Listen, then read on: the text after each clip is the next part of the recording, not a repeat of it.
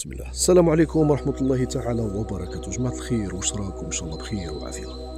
حاليا جماعة رانا في ولاية جيجل الميلية إكزاكتومون. عندنا هاد القطعة الأرضية الفلاحية اللي نبيعو فيها اللي مساحتها تتراوح حتى 7 كتارات و8000 متر مربع، تقريبا 8 كتارات. الوثائق تاع جماعة عقد موثق فردي ودفتر عقاري، عقد موثق فردي ودفتر عقاري.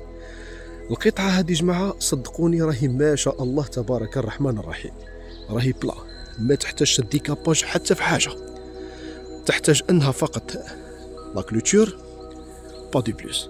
تنفيستي بها اخي الفاضل في الحاجة اللي حبيت، تزرع فيها تصلح، تربي فيها واسمو السعاية تصلح، دير فيها بولايات تاع الدجاج تاع البقري تاع الخرفان تصلح، اي حاجة ديرها فيها، اي حاجة ديرها فيها تصلح. هذه القطعة جماعة راهي تحمل شكل هندسي على شكل مثلث، شكل هندسي على شكل مثلث، يعني بلاصة ما شاء الله، وعندها زوج مداخل يتوفر فيها التريسيتي والغاز والماء. الحاجة ما نطول مليحة بزاف جماعة انه ما فيهاش الخيط التريسيتي في السما اللي يحرق الارض وما تقدرش تستغلها من تحت، بالعكس